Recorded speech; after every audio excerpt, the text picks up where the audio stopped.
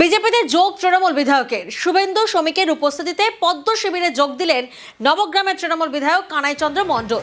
2011 সাল থেকে বিধায়ক কানাই চন্দ্র মণ্ডল আজ সল্টলেক বিজেপি অফিসে ফুল বদল।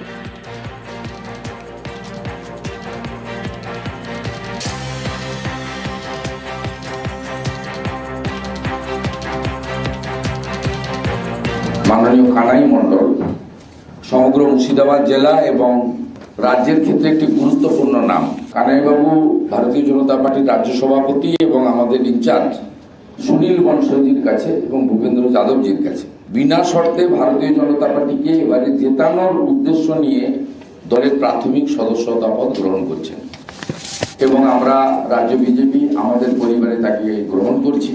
তার বিরাট অভিজ্ঞতা, জনপ্রিয়তা মুর্শিদাবাদে আসন্ন নির্বাচনে দলের আসন সংখ্যা বৃদ্ধি করার ক্ষেত্রে আমরা কাজে লাগাবো এবং ভবিষ্যতে রাজ্য সভাপতির নেতৃত্বে দলও তাকে গুরুত্বপূর্ণ মর্যাদা দেবে।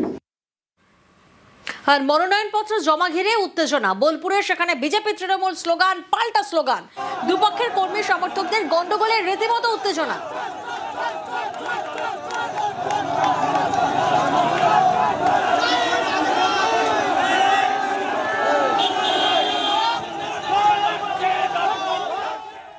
পাশাপাশি শিলিগুড়িতে সেখানে বিজেপি প্রার্থীর মনোনয়নে উত্তেজনা, তৃণমূল বিজেপি স্লোগান পাল্টা স্লোগান।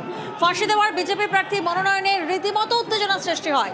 শিলিগুড়ি মহকুমা পরিষদ অফিসের কাছে এই উত্তেজনা সামাল দিতে ঘটনাস্থলে পৌঁছয় কেন্দ্রীয় বাহিনী এবং পুলিশ।